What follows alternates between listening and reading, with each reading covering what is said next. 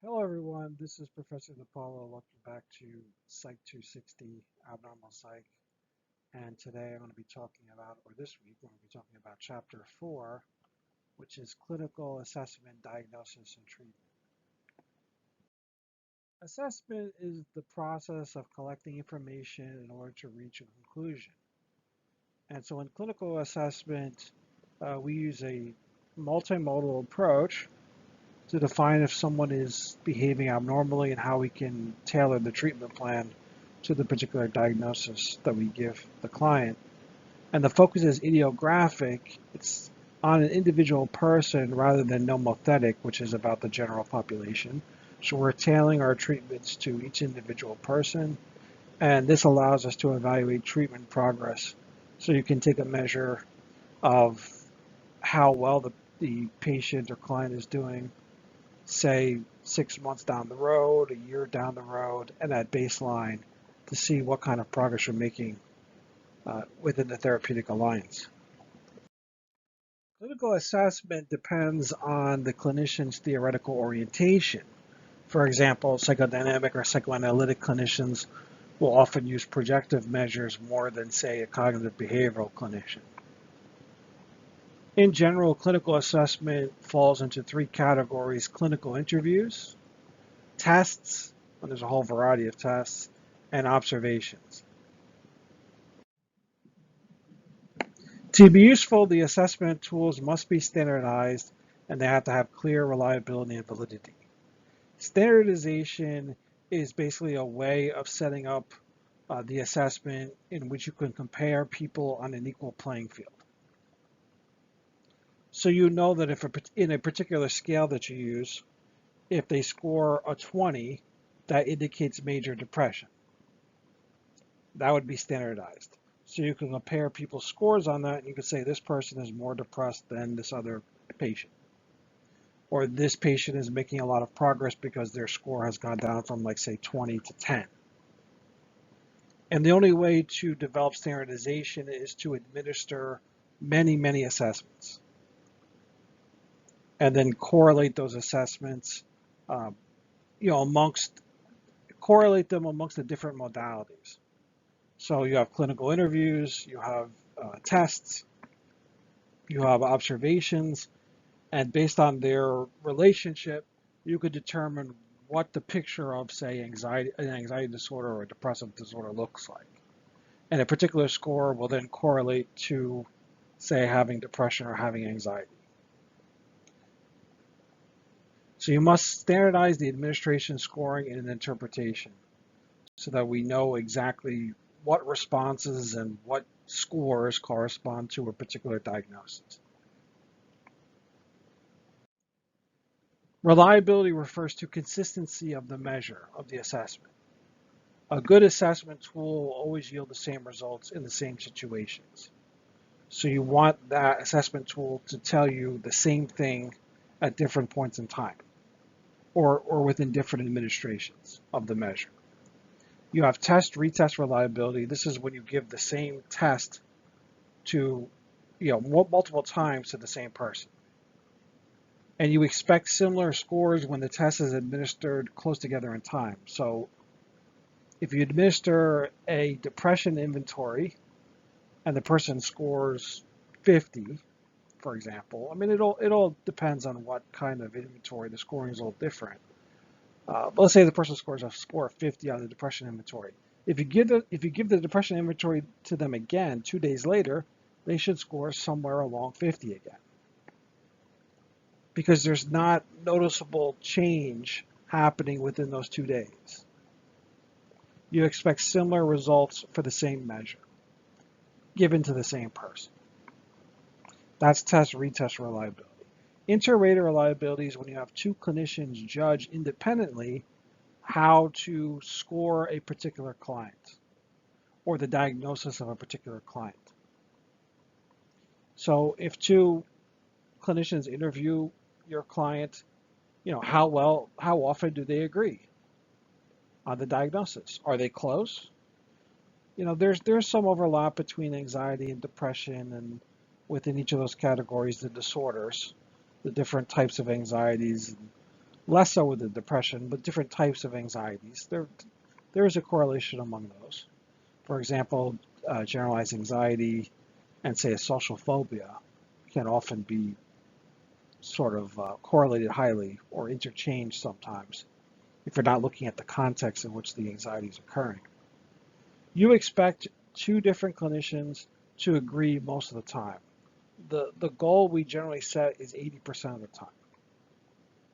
If clinicians are not agreeing 80% of the time or more, then the assessment is not too reliable.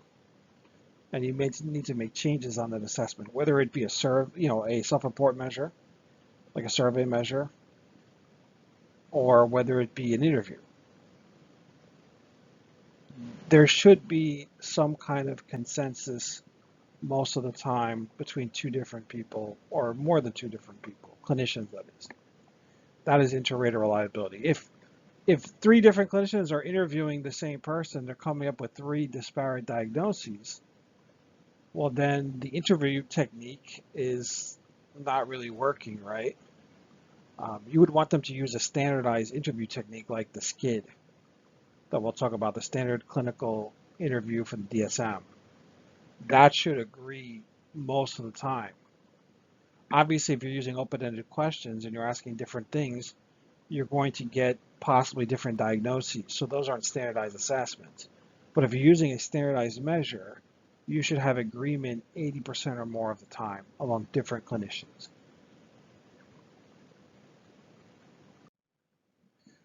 Validity is the accuracy of the tool's results. So is the measure or the assessment measuring what it says it's measuring?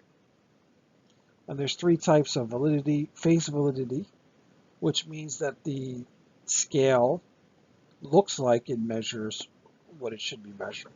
So if it's supposed to measure depression, then the questions should sound like depression. To even the participant can determine if there's face validity. So it looks like to the participant who doesn't know much about depression, it looks like, I cry all the time. That's something that would have high face validity, because most people think of crying associated with depression. Whereas I eat more than I normally would have less face validity, because most clients think that eating is not particularly related to depression. So face validity is like really the lowest level of validity, because it's based on what the person taking the assessment thinks about the assessment, which in all honesty is not that important, unless you're trying to deceive them on what the assessment is about. Predictive validity is whether scores on the assessment can be correlated with future behavior. So do my scores on this depression inventory correlate with a diagnosis 6 months of depression 6 months down the road? That's predictive validity. And concurrent validity is when your assessment agrees with other similar measures or different types of assessment of the same construct, like depression. So if you take the Beck depression inventory and you score very high, that means you have depression. A clinical interview should also say that you have depression. And if the clinical interview and the scale both indicate depression, then you have concurrent validity. They're taken at the same time or relatively close together in time. That's concurrent. So it's not predicting the future, it's happening at the same time or within the same vicinity.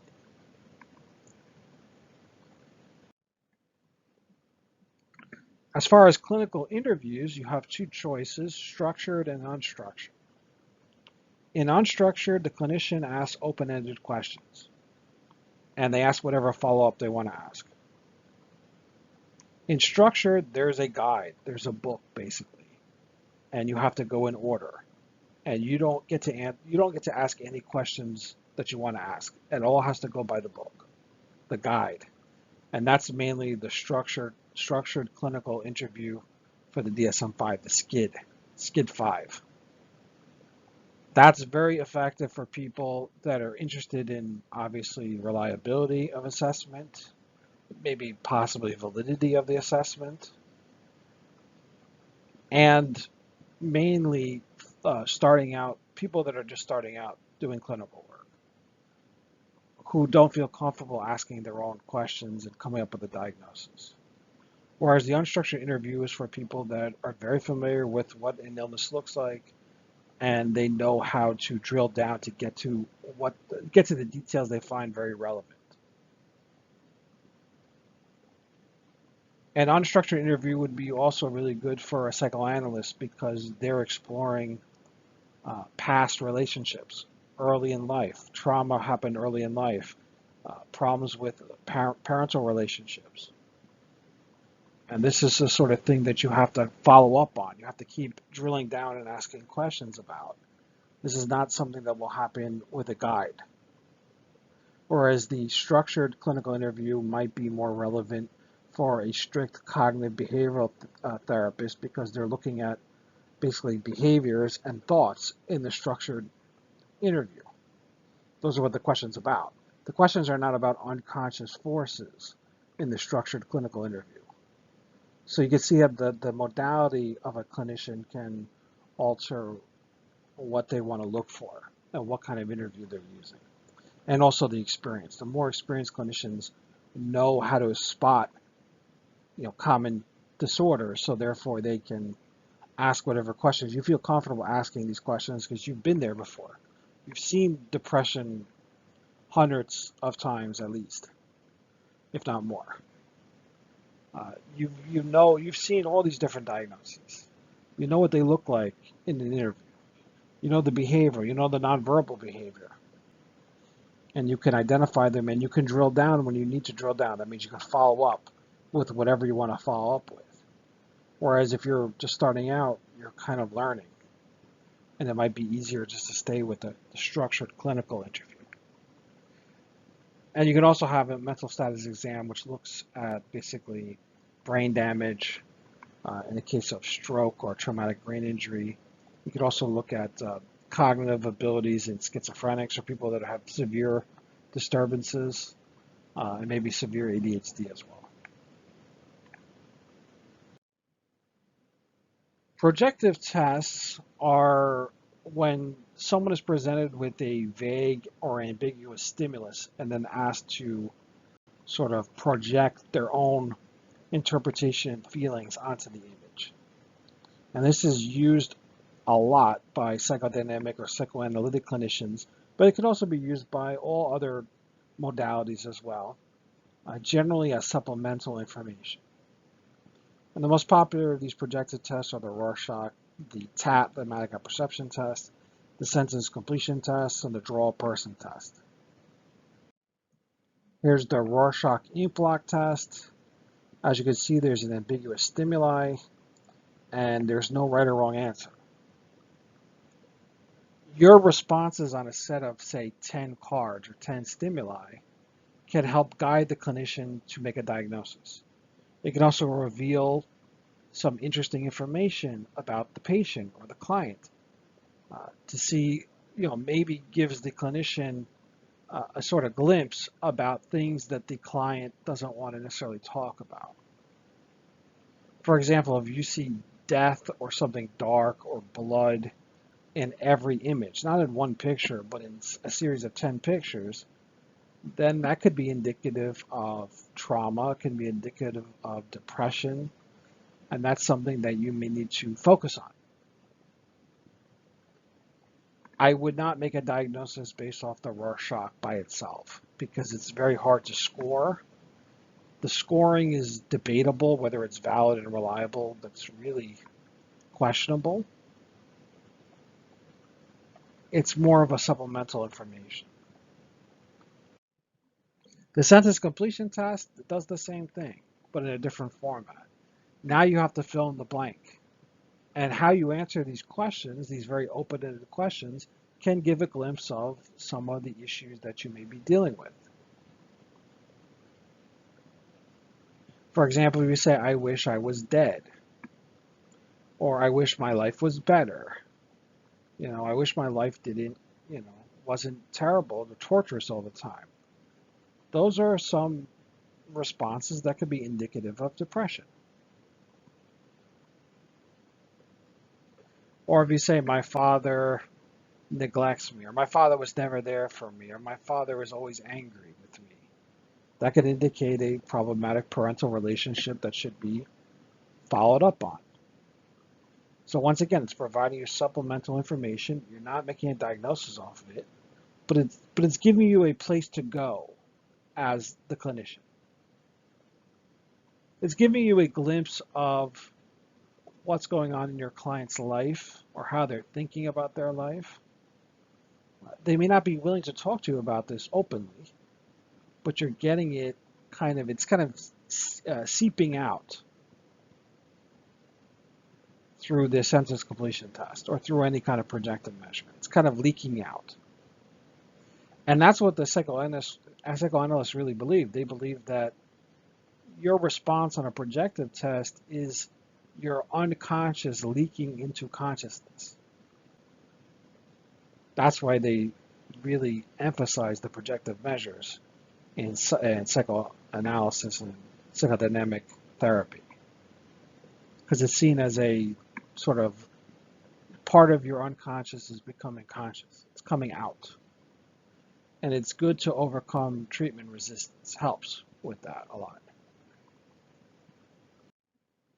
Here's the TAT, where you see a picture and you have to describe what's going on in the picture. And once again, this can indicate how your personal relationships or romantic relationships are. So maybe you see this guy, he's cheating on her, is a common response here. And she's trying to, grasp onto him, hold on to him. Maybe that's because in your own personal life, you've had experiences with this, or you know of people that had experience with this, or you're afraid. You're afraid of your partner leaving you.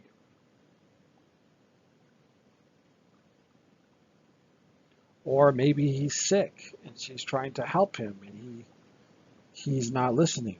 There's a whole variety of different interpretations here, none of which are right, none of which are wrong. But that can indicate something going on in the person's life, possibly a fear, possibly some trauma that can then be further explored. So supplemental information, this stuff is great for that. But I wouldn't put too much weight into any of these projective measures. And this is the draw person test, where you can actually check two different things with this. You can check cognitive ability, motor skills in someone that's, especially a young child that's having neurological difficulties or brain injury or developmental disorders. Or you can check how a young child portrays a member of the opposite sex that could represent their parents. And you can look at, based on the drawing, if it's indicative of something about the parent in their lives. And there's plenty of people that will disagree with this and say this is a waste of time and what is this telling us? I like to think of it as helpful as one piece of the pie. It is helpful in some cases. It may not be helpful in all cases, but it provides you something else to focus on. I don't think it's a complete waste of time, even if you may not be able to formulate a diagnosis, which really shouldn't be the goal here. It's providing you some insight into your client, which I think is useful. So I'm kind of somewhat in favor of it. I'm skeptical about certain things too, but I'm somewhat in favor of it. But there are plenty of people that will use this all the time. Maybe they use it too much. There are other clinicians that never use it at all. And I think it's kind of the answer is in the middle there somewhere in terms of how often one should use a projective measure. But there's no right or wrong answer on that. Everybody's different.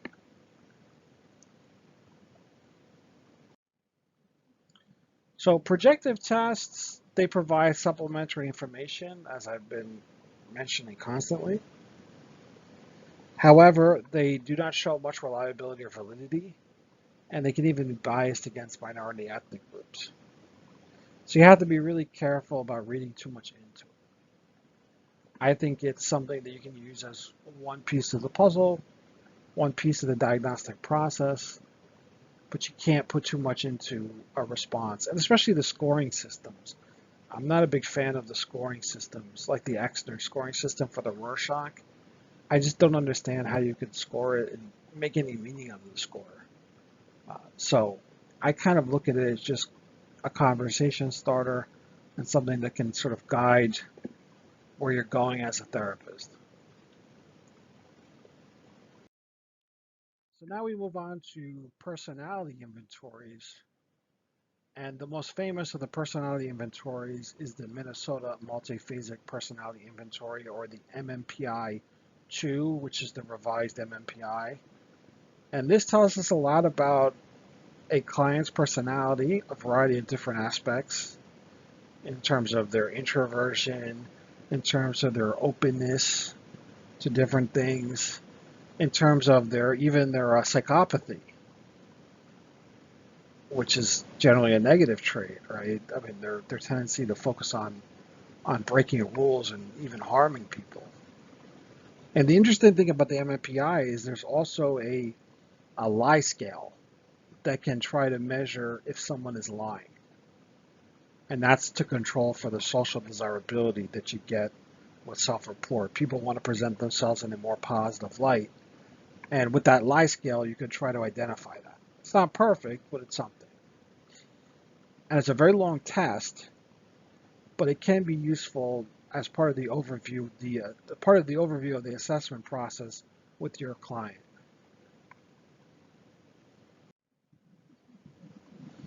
There's more than 500 self-statements that can be answered true and false in the MMPI.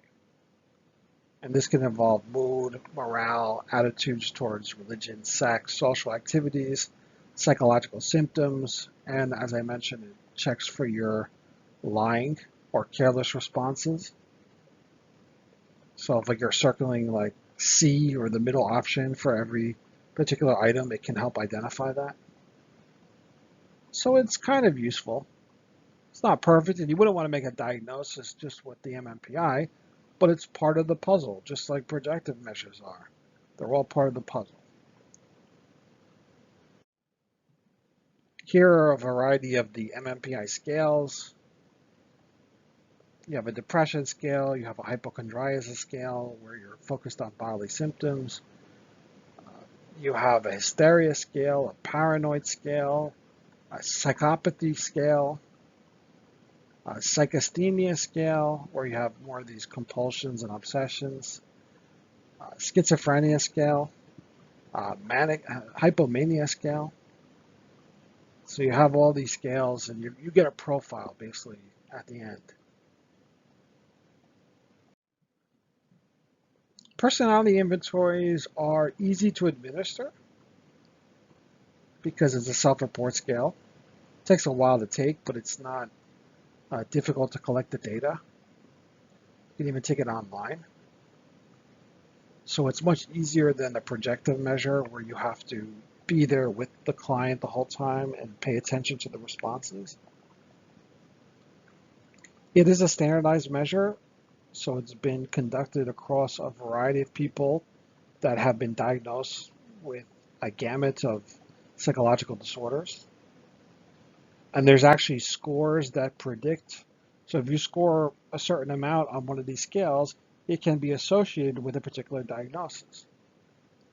So in that way, it is supplemental, it's standardized, and it can be one piece of the puzzle.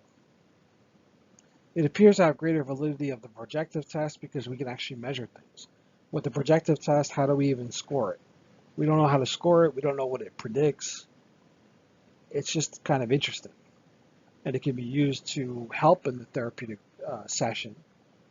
But with the personality inventory, we can actually get a score on each of these scales and determine if this person, based on their scores, is more likely to be mentally ill than not. However, these tests, and most of these self-report tests, are not culturally relevant. So there's cultural influences that can lead to a different response, and instead of attributing the response to the culture, it's attributed to being a psychological disorder. And you have the same issues with intelligence tests where there's the cultural problems, assessing cultural differences. Response inventories are self-report measures based off of one specific area of functioning. So it's not spread out like personality inventories. Personality inventories hit a wide variety of different traits, whereas a response inventory targets one particular construct, like depression, like anxiety, like, somatization, social skills, social support, coping. I mean, you could have a million different response inventories. Each response inventory targets one area, whereas the personality inventory is much more broad. You also have psychophysiological tests, which measure physiological reactions that could be an indication of psychological problems. The most well-known one is the polygraph, the lie detector, which we all know is not very effective. It's not admissible in a court of law because you can fake it, basically. You can beat the polygraph. What the polygraph does is it measures your heart rate and your galvanic skin response and your blood pressure. Galvanic skin response being your skin's electrical conductance. And when you get nervous, your electrical conductance goes up, your heart rate goes up, your blood pressure goes up. And it's thought that if you lie, you're going to have this physiological response, whereas if you don't lie, you're going to have less of a physiological response. So what they do is they basically ask you a control question like, where did you go on vacation last year? Or what you had for lunch? Maybe vacation is not a good question because it's too emotional. Some people have emotional memories with their vacations. But what did you have for lunch? Chances are you're not too emotional over lunch. Or when did you wash your clothes the last time? Talk about your experience washing clothes. That's probably that's not very emotional experience for most people. So it's pretty mundane. And they take your galvanic skin response, they take your heart rate, your blood pressure, and that's your baseline. And then they ask you a question that's relevant to whatever incident you're dealing with. If it's a crime, they're going to ask you a question about the crime. Now, if you're lying, the idea is that your physiological responses are going to spike. Whereas if you're not lying, you're going to be able to answer in a pretty matter-of-fact tone, and you're not going to show these increases in blood pressure and galvanic skin response, etc. The big problem with this is if you're a psychopath, like a serial killer, you're going to be just as emotional killing someone as you are washing your clothes. Because these people do not show any concern or any empathy. So they're devoid of emotion, even in the process of killing or talking about killing or committing a crime.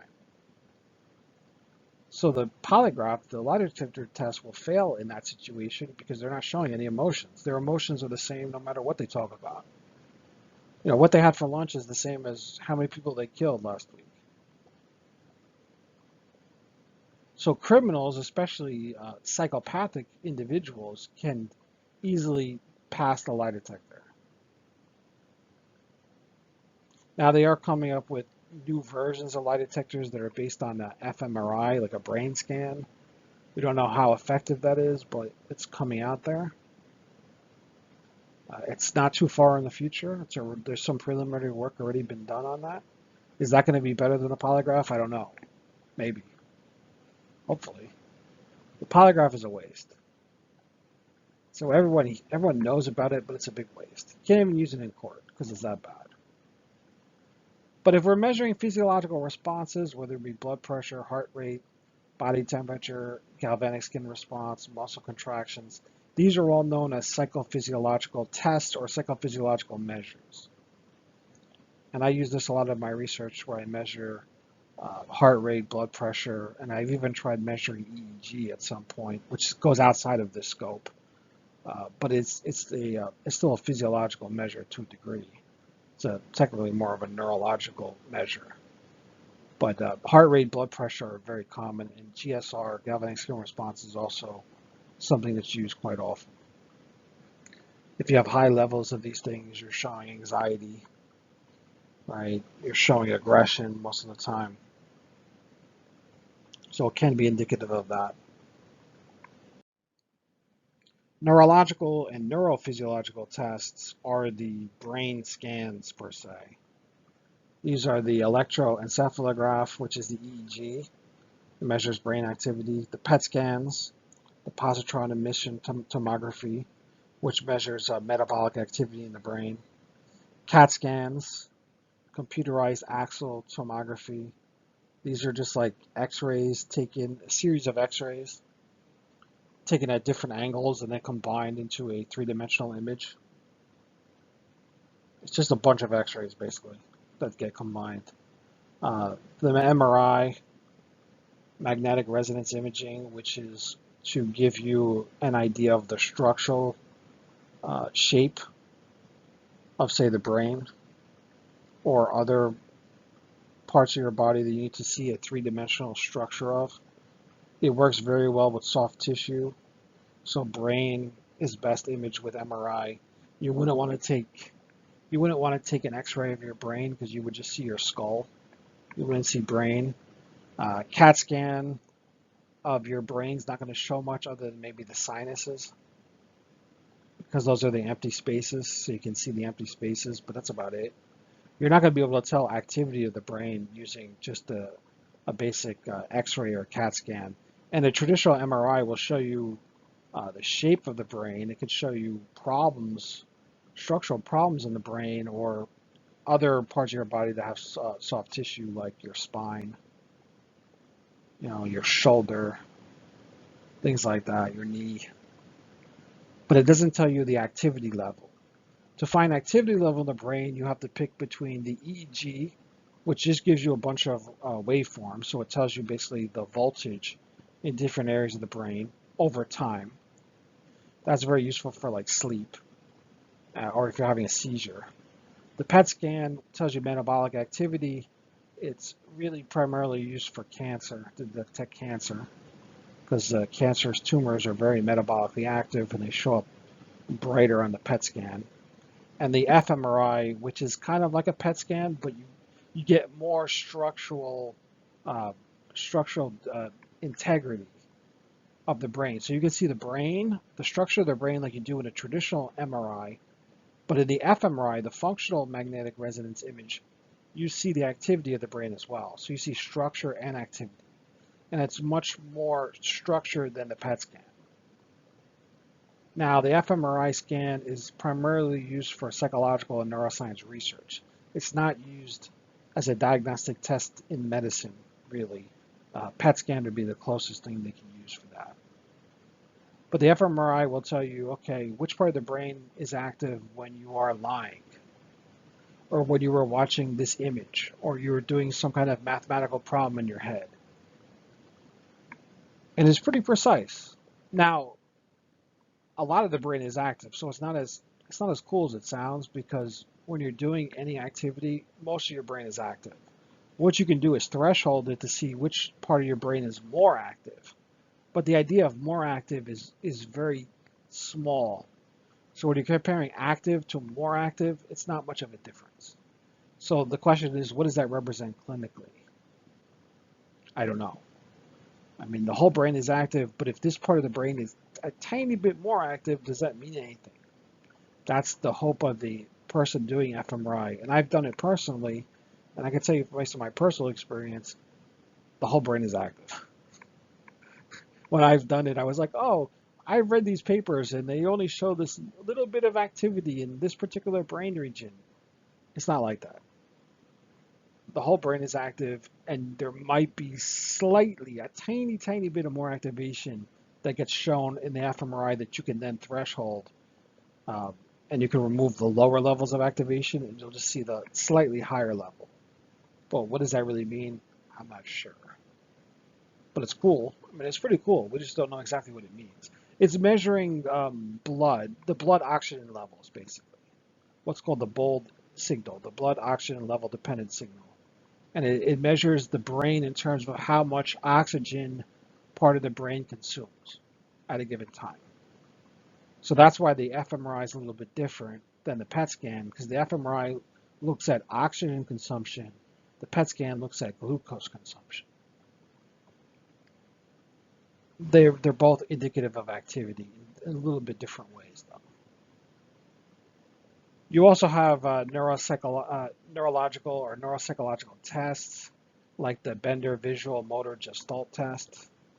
So if you're a neuropsychologist, you're going to be working with people with brain injuries, brain disorders, stroke, people that have hemispherectomies, or the hemispheres, the corpus callosum is severed. You're going to be working with a wide variety of people with brain-related issues.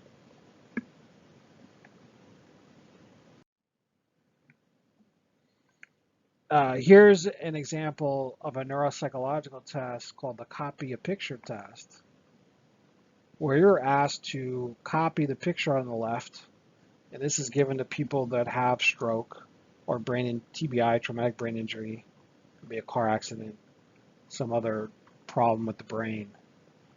They could be in recovery phase, or they can have permanent brain damage. It's hard to tell when someone has permanent brain damage. The older you are, the harder it is to recover, obviously. But young kids with severe brain damage can recover cognitive functioning at a really rapid rate. It's really amazing that the brain will just rewire itself. This is called plasticity or neuroplasticity. If you look at the image on the right, this patient is showing hemispatial neglect. So they're able to copy the right-hand side of the picture, but they can't copy the left-hand side. Same thing with the house. You have the left part of the house is missing. The same thing with the clock. The left-hand side, left part of the clock is missing. Now, this patient does not know that they're making this mistake. So to this patient, this seems perfectly fine. The world is perfectly normal to this patient. But when they're copying and they're drawing, you're realizing that they're ignoring half their visual field. And this could be if it's the left side, right? That's probably going to be occipital lobe, and there's crossover of functioning, so it could be right occipital lobe. So the left visual field ends up in their right occipital lobe because there's a crossover. Right visual field ends up in the left occipital lobe. So in this case, if the left is being neglected, it's going to be left visual field, right occipital lobe damage. What could that be caused by? Could be caused by a car accident. Occipital lobe is the back of your skull. So if you hit your head in a car accident, the back of your head really hard, you could damage your occipital lobe. Chances are going to damage other things too, other parts of the brain, but you could have occipital lobe damage. Or if you had a stroke in the occipital lobe, it's possible. Tumor, things like that. All kinds of bad things. Now, will this patient recover and gain full access to the visual field? It's possible. It's possible. There's a lot of factors involved, and we don't necessarily understand why certain patients recover and other patients don't, or certain patients recover faster from brain damage. We do know that if you're younger, you have a much higher likelihood of recovering full function.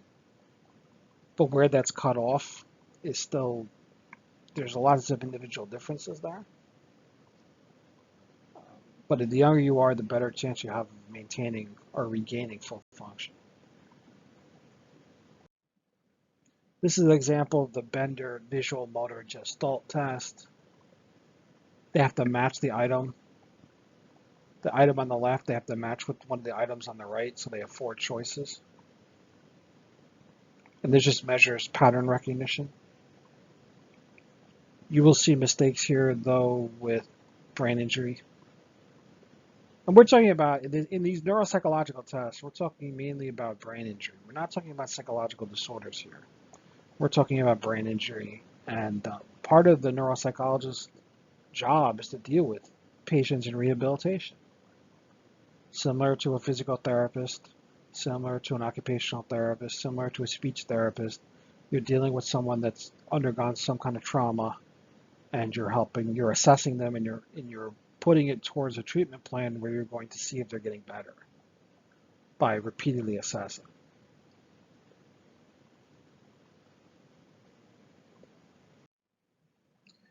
Here's an example of the mental status exam.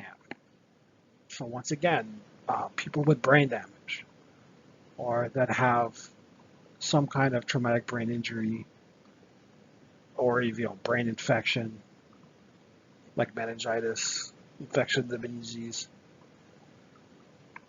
There's all kinds of possibilities, right, in terms of what causes brain damage. It could be physical damage, blunt trauma, could be stroke. The bottom line is this gives you a baseline of where they are cognitively. And these are very simple questions. So what's your name? What year is it? What month is it? This, looks at orientation. Where are you? That's orientation 2. Memory, name 3 objects. So you give them a list of 3 objects and you ask them to repeat them. Count backwards from 100 in sevens. Spell world backwards. This is memory and spatial recognition. Follow a command, repeat a phrase. I mean, there's nothing here. This is not an intelligence test. This is to assess basic levels of cognitive function. And depending on your score, if you score 24 to 30, you're considered normal. If you score below 17 or below, you're considered to have marked impairment. So it gives an idea of how much damage to the brain there is. Because physical damage like the extent of your injury, your head injury, does not necessarily 100% correspond to the extent of your cognitive decline. Like I said, some people have terrible, terrible accidents or horrible strokes and they recover, and other people don't. And this just gives you sort of a way of assessing where this person is. And are they going to get better? Are they getting better? Are they getting worse? How bad is it? So this is an example of a shortened version. It's called the mini mental status exam. Then we have more clinical tests that deal with intelligence. And this is controversial because we don't exactly know what intelligence measures. Most of these intelligence tests are measuring calculations, but they're also measuring spatial reasoning and how fast you can do these things. And I'm not quite sure what exactly that taps into. The original intelligence test was the Stanford-Binet intelligence test, Stanford-Binet, but that old intelligence test has been replaced more recently by the WAIS and the WISC. The WAIS is the Wechsler Adult Intelligence Scale, and the WISC is the Wechsler Intelligence Scale for children.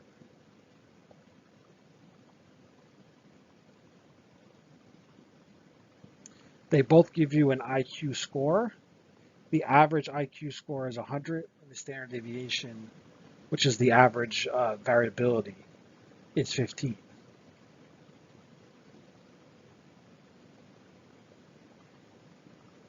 So most people, 65% of all people, or actually, no, not 65%, 68 to 69% of all people fall between 85 and 115 in terms of intelligence quotient, their IQ score. That's one standard deviation below and one standard deviation above the mean of 100. And originally, in the old Stanford-Binet intelligence, the original intelligence test, the IQ represented a person's mental age corresponding to their chronological age. So what is their score on the test based off what their actual age is? And if their score on the test is above their chronological age, then they're going to have an IQ over 100. And if their mental age or score on the test is below their chronological age, their IQ is going to be below 100. Here's an example of the WAIS, a question off the WAIS. So here you have to determine which one is balanced, or how to balance the scales. So you have to look at the picture on the left and determine what the red dot is compared to the blue and star. And then you look at the picture in the center and you see that the 2 stars is green, right? And now you have to balance out the one on the right, because now you have 2 stars, which is green, and you have a red dot, which is going to be blue and star, and you have an additional star, right? So you're going to have a couple of green ones, because you're going to have a pair of stars, you're going to have another blue and a star, which is another pair of stars, you're going to have a blue. So you have to determine which one balances it out. And that's an example of a question on the WAIS. So it's kind of like there's a spatial element to this question, and there's a mathematical, like a substitution, because you have to do a couple substitutions here.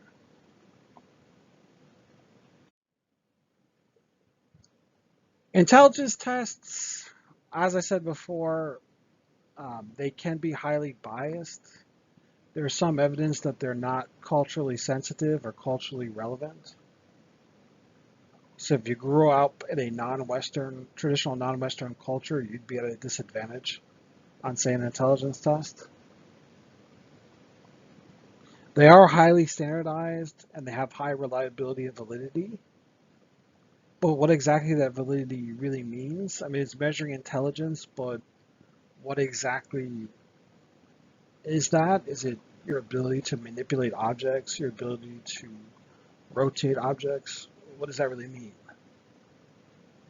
Whereas intelligence is a very difficult construct to define, because there's many different versions of intelligence. This is measuring some kind of generalized intelligence. They originally called it the G factor for generalized intelligence. There's debate over, like, what is this really useful for? Does it predict your ability to succeed in school? Well, somewhat. Succeed in life, get a job, hold on to a job, be happy. I mean, where do you draw the line? Like, what is this really? What does this basic intelligence test get you? I'm not quite sure it gets you anything. I mean, I think there's a minimum score or minimum level of this general intelligence that you need to probably graduate, move on, etc., and succeed in school. You probably have to have some minimal level. But where is that minimum level? I don't know. But do I think people that are in Mensa, which is the top people in the top 2% of IQ scores, do I think people in Mensa are necessarily smarter than people not in Mensa? I don't know. I mean, I think there's a limit to what the general intelligence will get you, because then you have to throw in emotional intelligence, which I feel is extremely, extremely important in any kind of, in school, but also in real life, in your job, in your personal life. I think emotional intelligence is much more important than whatever this general intelligence is that the intelligence test, the IQ score is measuring. And there are measures of emotional intelligence too out there, so you can combine that with other things. You just don't hear about it as much. You hear about intelligence tests and IQ score. What is your IQ score? That I don't think is that relevant. I think the more relevant question is, what is your EQ score, your emotional quotient? Because that's going to predict a lot more about you than your IQ score is. At least that's how I feel. The weaknesses of the intelligence tests are they're influenced by non-intelligence factors like motivation, anxiety, So if you're very anxious and you take a timed intelligence test, you're probably going to panic and screw some things up. So now what is it measuring? Intelligence or your anxiety? Also experience. If you practice and you train for it, you'll probably get better at it. So if you take a bunch of practice IQ tests, you're probably going to do better at the regular IQ test. Does that mean you've become more intelligent? No. You just practice taking it. There are cultural biases in language that have been identified, and certain minority groups may have less experience and be less comfortable with these types of tests. There are a lot of downfalls of strict IQ tests. They're not really necessary. Could they be useful in identifying people with autism early in life? Children with autism? Possibly. Although autism can be, you could have high functioning autistics, people with autism, I should say, high functioning people that have very high IQs, and yet they're on the autistic spectrum. So there is some function for it. It is useful to a degree, but I don't think it's useful to the extent that people think it is. And that's my major criticism with these IQ tests. We could also do clinical observations of behavior, and there are several kinds of this. You have naturalistic observations, observing someone in their natural settings. You have analog experiments, which is testing a particular idea on, say, an animal rather than a human being. And then you have self-monitoring, which is kind of looking at yourself and monitoring your own behavior. Naturalistic observations are very important. This is important if a parent's observing a child's behavior, or even a teacher observing the child, and maybe a researcher observing the child. Because you cannot sit down and have quality interviews with infants and toddlers. You must observe them. You're not going to have a conversation with them. So this naturalistic observation can occur anywhere: homes, schools, institutions, a playground. You could look at how children operate, or engage with other children on a playground. And these observations are made by participant observers. So this is someone that's part of the setting, and they're observing behavior, and they're trying to observe behavior in a way that they don't get noticed.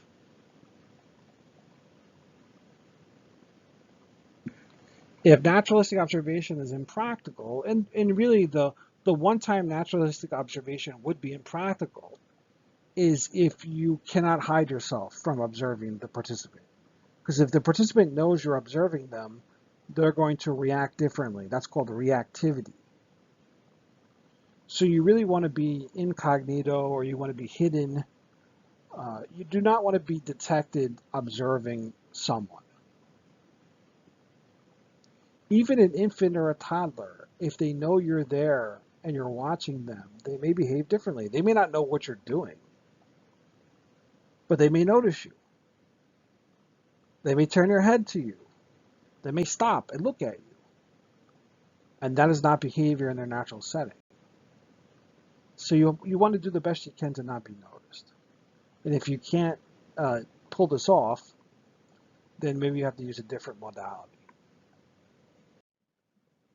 So naturalistic observations, you have different observers may focus on different aspects of behavior. That's another issue. You generally want trained observers to code a behavior. But sometimes people don't code the same way. And so what are they really looking for then? What are they coding if they're not coding the exact same behavior? It sounds easy, like, okay, code every time the infant turns his or her head to the right, code it. That sounds pretty easy. But guess what? There's going to be disagreements. Someone's going to say, oh, that counts as a turn, and the other person says, oh, no, that the toddler didn't turn their head.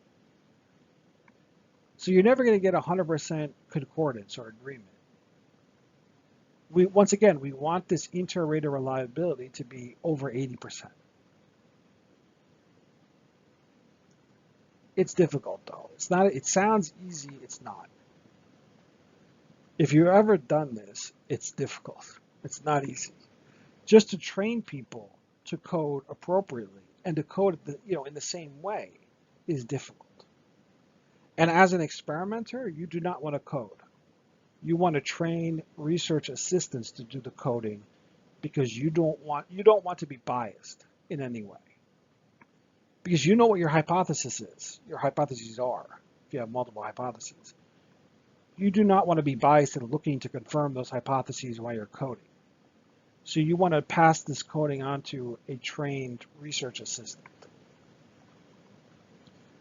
The validity of the coding, once again, the coding is difficult. It's not easy.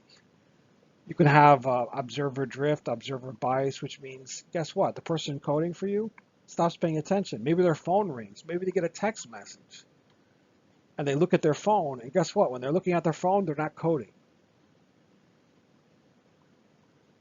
And if you're having college students be trained observers, well, good luck with that. I mean, do college students pay attention to behavior constantly without any kind of boredom, which is known as observer drift? They just, they get bored, they're tired, they don't care. They check their phone. There's too much to observe, it's called overload. They can't pick out the behavior because so much is going on, they don't know when to code and when not to code.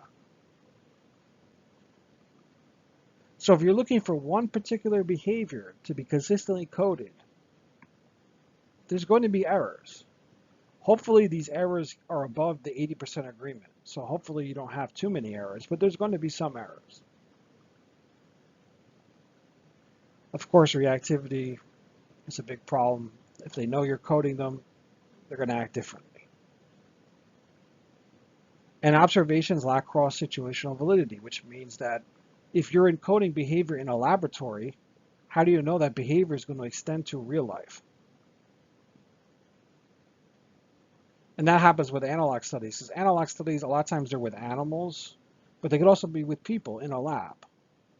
The drug studies, they tend to be animals first because you have to test the drug on animals before you give it to people. But the behavior is always in an artificial setting, and that's the problem with these analog experiments.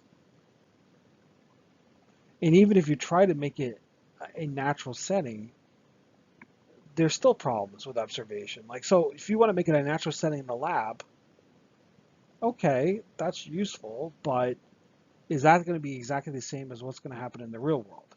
If you do the observation in the real world, guess what happens? You lose control. All kinds of things happen, right? You have no control over your environment if you're in the real life situation. So it's hard to do an experiment there because if you're observing infants and they're out in the park somewhere, and then all of a sudden there's like a loud explosion, guess what's going to happen? They're going to react to it. And it's probably going to screw up your whole experiment. They're going to start crying, etc., right? It could be a firework went off or firecracker was lit. You know how many times that happens, especially in the summer? You're doing research outdoors, anything can happen. Someone comes, rides a bike right in front of these infants. They start looking, they look away, they lose focus. And now when you're coding their behavior, what are you coding? Are you coding them in their natural setting, or are you coding them looking at the person riding their bike? So there's a problem with both settings. If you're doing the experiment in the lab, there's a problem because it's artificial. If you're doing the experiment in a real world environment and you're observing, the problem is it's the real world and anything can happen. It's unpredictable.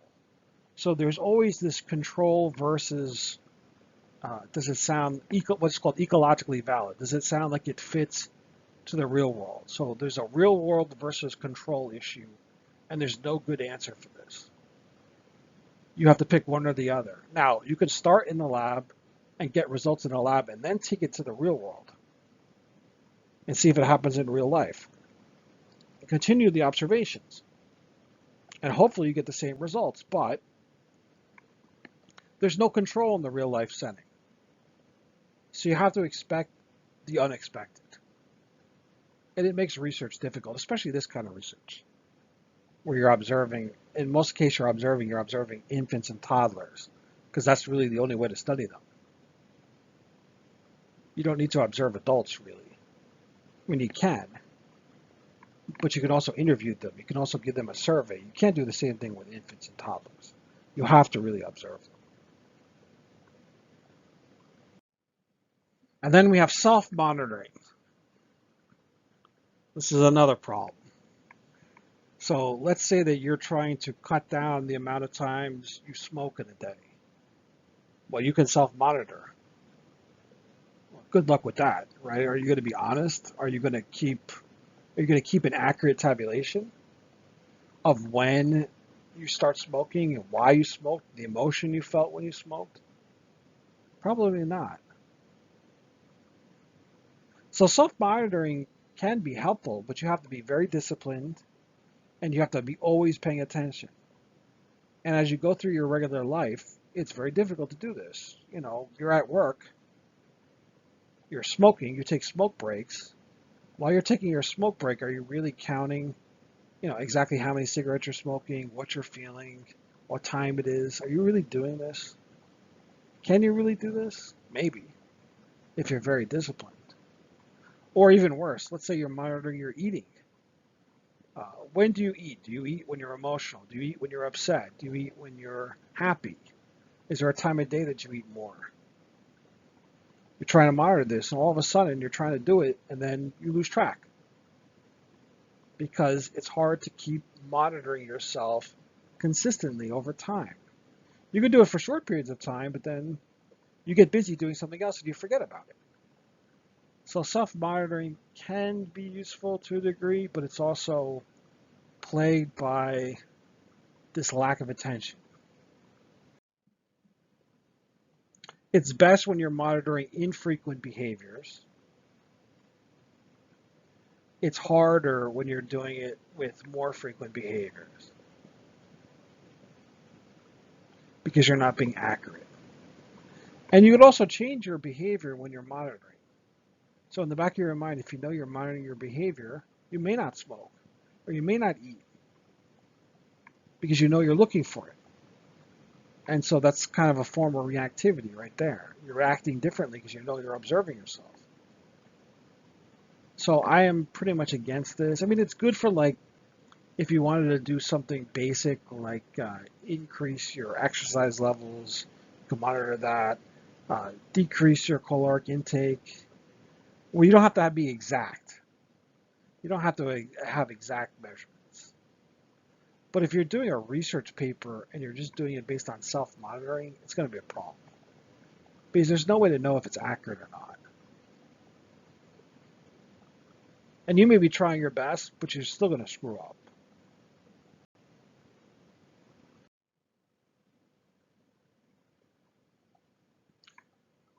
Now, if we're forming the diagnosis based off all these different assessments we talked about projective tests, we talked about personality tests, response inventories, we talked about physiological tests and neuropsychological tests, observations. It's a lot of assessment techniques. Now you have to paint the clinical picture. This clinical picture is going to be influenced by your theoretical orientation. So depending on your theoretical orientation, that's going to affect your diagnosis and it's going to affect your treatment. However, the diagnosis should be made by the DSM-5.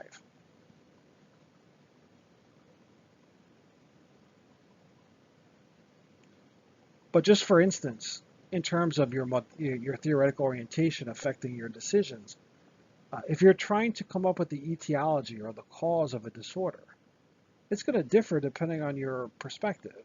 So if you're a psychoanalyst, the cause of your disorder is going to be some kind of unconscious conflict, conflict early in life with your parents, libido that's not satisfied, overactive id, overactive superego. All of these things are going to be considered the cause. And that's going to definitely influence your treatment. Whereas if you're a cognitive behavioral therapist, all that stuff is not going to be part of the picture. It's going to be illogical thinking patterns. And that's going to emphasize or alter the cause, the etiology, and the treatment. So you can diagnose the person with the DSM-5 all you want. Your perspective, your theoretical orientation is going to affect the entire therapeutic experience.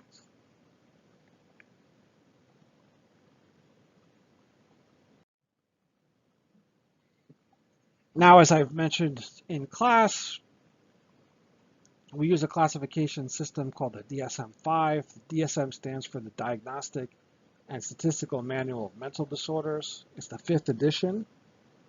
The 5th edition came online in 2013.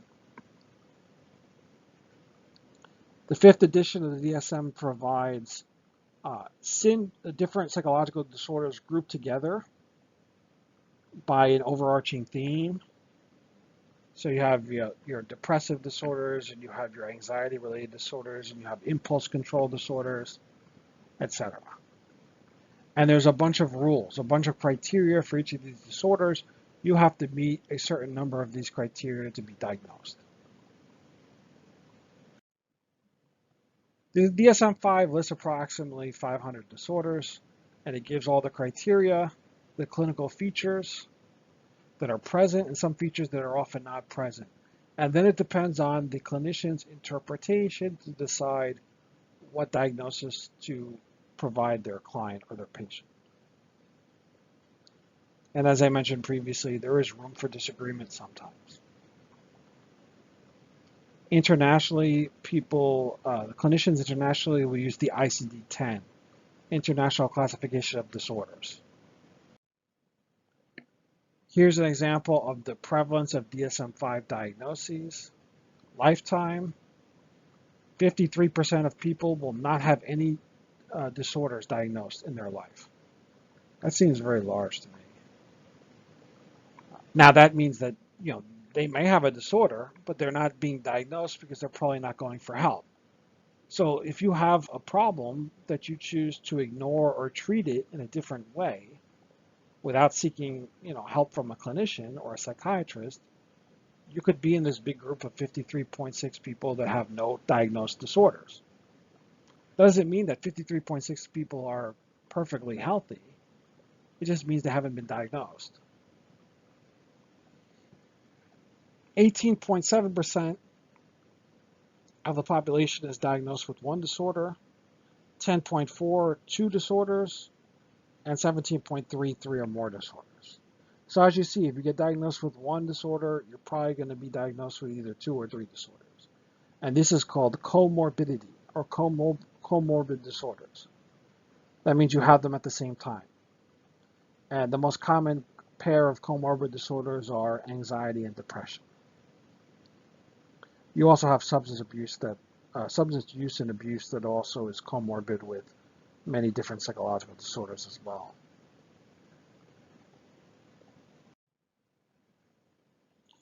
The DSM-5 requires clinicians to provide both a categorical diagnosis and a dimensional diagnosis.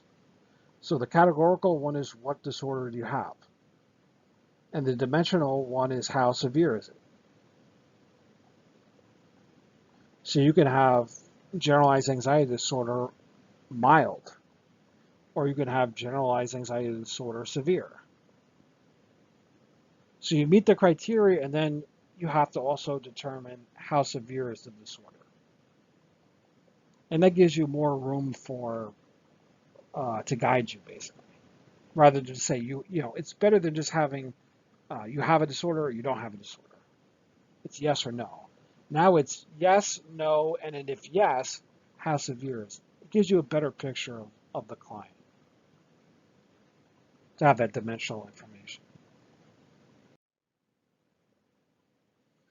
In terms of the changes for the DSM-5, there is a new category added called the Autistic Spectrum Disorder, which combines autism, the old diagnosis of autism, with Asperger's syndrome, which is a high-functioning autism. Combines them onto one category called autism spectrum disorder. The DSM-5 also looks at obsessive compulsive disorder as a problem that is different from the traditional anxiety disorders. So it's created its own group now called compulsive-like disorders. And this also includes hoarding disorder, where people basically won't throw anything away. Body dysmorphic disorder, where people look at their bodies and find something that is basically a distorted view of their body. Like they have a giant nose and they have a hideous nose and they won't look in the mirror because they look so ugly, but their nose is perfectly normal. They see their nose as being gigantic and hideous. That's body dysmorphic disorder. Hair pulling disorder, which is trichotillomania, where they basically will just pull their hair out when they're anxious. It's kind of a compulsion. And then excoriation, which is skin picking, which is the same thing. You have this anxiety, these obsessions, obsessional anxiety, and this behavior, picking at your skin, makes you feel better, decreases that obsessional anxiety. The DSM-5 also looks at post-traumatic stress disorder as something that's completely separate from the anxiety disorders. So stress-related disorders. There's also acute stress disorder. They've added a new category called somatic symptom disorder, which replaces the general term somatization. I'm not really that big of a fan of this because they've basically ruled out, in terms of somatic symptom disorder, your symptoms can be medical. And if you were just overly concerned with them, they're still labeling it as somatic symptom disorder. Whereas traditional somatization was purely psychological. There was no organic or medical basis for these problems, these symptoms. And so they've changed that criteria around a little bit, which doesn't make much sense to me because there's plenty of people that have physical symptoms without any medical diagnosis. They've replaced the term hypochondriasis with illness anxiety disorder. They've added a new category called premenstrual dysphoric disorder that some people have been against. And another one that's controversial called disruptive mood dysregulation disorder, which has to do with temper tantrums in young children. So the main concern with the DSM-5 changes is that some people think that they are making things pathological that are part of normal behavior, like temper tantrums. There are kids that throw lots of temper tantrums. Now we want to call that a disorder. It was never thought of as a disorder before. It was thought of a behavior that could be controlled. Now it's a disorder. And whenever you label something as a disorder, you're pushing people to seek treatment, which includes medication, and that can have side effects and maybe not be necessary. So it's difficult calling everything a disorder, but that seems to be where we're headed. If you look at the DSM history, the DSM does not shrink. It grows exponentially. So every edition of the DSM is bigger and bigger and bigger. And at which point are we going to stop? We're never going to eliminate disorders. We're just going to keep adding them. And that happened a lot in DSM-5, and I'm sure in DSM-6 we'll have even more disorders. And this would really upset Thomas Zatz. Remember Thomas Zatz? He didn't really believe in the whole concept of psychological disorders. He called them problems in living. His point was you're taking things that are normal problems in everyday life and you're just sticking them with a label and calling them a disorder and then coming up with treatments for them. And that sort of thing is continuing where people are disagreeing, saying, wow, this is part of what we consider to be normal behavior. And now it's becoming more and more of a disorder. So you'll see more and more of this, more disorders being added over the years. They've also added a new category called binge eating disorder. They changed the substance abuse and substance dependence. They changed it to substance use disorder. They viewed gambling disorder as part of the substance use disorders. So that's new. They replaced the term gender identity disorder with gender dysphoria. They replaced the term mental retardation with the term intellectual development disorder. They added specific learning disorder, which combined previous diagnoses of reading disorder and mathematics disorder and disorders of written expression. And those are known as dysgraphia, the written one, right? Dyslexia, the reading one, and dyscalculia, the mathematical one. And now they've been combined into specific learning disorder. Dementia has been replaced with the term neurocognitive disorder, and they added a new category called mild neurocognitive disorder. And this is another example of the problem with this. Is, what's the difference between mild neurocognitive disorder and old age? So the diagnostic criteria are becoming merged with normal developmental processes or normal behaviors. And now they've become, pathological. And that's what I think a lot of people are afraid of with the DSM. We just keep adding things to the point where the window of normal, what's considered normal, quote unquote normal, has become very small. Because now if you're slightly off from what people consider normal, you're in the category of possibly getting diagnosed. Not everyone agrees with this. Can diagnosis and labeling cause harm? Well, we saw this in the Rosenhan study, that a label, carries a self-fulfilling prophecy and carries stigma with it. And you also have misdiagnosis. Clinicians make mistakes. Clinicians don't always agree with each other. So you have to take that in consideration too. And there are some clinicians that want to do away with the whole idea of diagnosis, but that's not going to happen because of the insurance companies. And then, you could say that diagnosis has its place. It helps, gives a structure to the client, and they can work towards their diagnosis. It lets them know that there's something going on that can be fixed, or at least improved. I don't want to say fixed because there's technically no cures. But it does create a self-fulfilling prophecy. Someone gets diagnosed. Now all their behaviors start, getting looked at behind that diagnostic lens.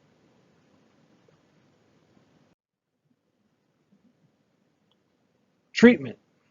So based on your assessment and your diagnosis, you come up with a treatment plan that generally uses a combination of idiographic and nomothetic information. So idiographic means it's personalized. Nomothetic means it's been shown to be effective in the general population. So the treatment is both personalized but also backed by previous research and data, hopefully. And then your orientation plays a big role in terms of the treatment, the current research out, and the general state of knowledge. So we're focusing on something called evidence-based treatments. They are data-driven, data-supported. But if you're a psychoanalyst, guess what? There is no evidence-based treatment. So you can't go by that. You have to go by the traditional psychoanalysis treatment plan. So not everyone goes by evidence-based treatment, but it is something of increasing importance that people want to say that their treatment is evidence-based. Is therapy generally effective? Therapy is generally more effective than placebo or no treatment. The average person who received treatment was better off than 75% of the untreated subjects. So overall, across many, many studies, that's what meta-analysis does, is it averages out many, many studies, different studies. And across all these different studies, people that received treatment were better off than 75% of the untreated subjects. So it's important to get treated because you're going to get better. Cure? No. Better? Probably. However, there's a very small percentage of people that actually get harmed by therapy. 5 to 10% of patients can get worse with treatment. Now, maybe this is because they're focusing on their condition. And that's creating more of the self-fulfilling prophecy, or they're looking for symptoms to confirm their condition.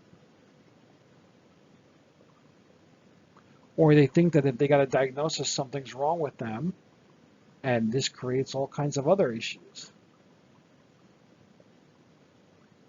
So there is a potential for people to get worse, but it's a small potential.